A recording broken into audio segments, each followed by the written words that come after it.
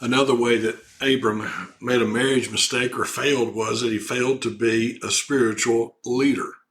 He failed to be a spiritual leader. That's one of the biggest mistakes that many of us make. Many men in the United States of America, at least, have delegated to their wife all spiritual leadership and responsibility in the family. It'll be the wife who makes sure they go to church. It's the wife that prays with the kids. It's the wife that keeps up with what's going on with them. And so in Abram's life, we see he told half-truths. Well, she's my sister. So he didn't tell the full truth. And then, another thing that he ends up doing is he blames God for his problems. He says in Genesis chapter 20 and verse 13, it came to pass when God caused me to wander from my father's house. So as a spiritual leader, he is now, instead of obeying God and honoring God, he's blaming God. He's doubting God. He's using people and taking advantage of them. He is attempting to accomplish his spiritual goals in the flesh.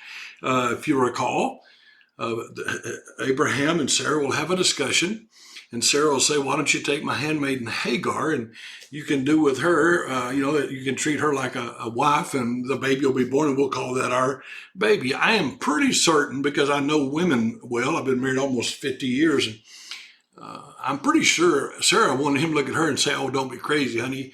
You are worth more to me than 1,000 children. I would never do that. But instead, Abraham said, well, okay, that's a good idea. Glad you came up with it. That makes it easier for me to do it, and I'll just go out and do that. And he took Hagar as his wife, and they had relations, and a baby will be born. So there's a problem there that he is not the spiritual leader in his home. He is failing to walk with God and do things God's way.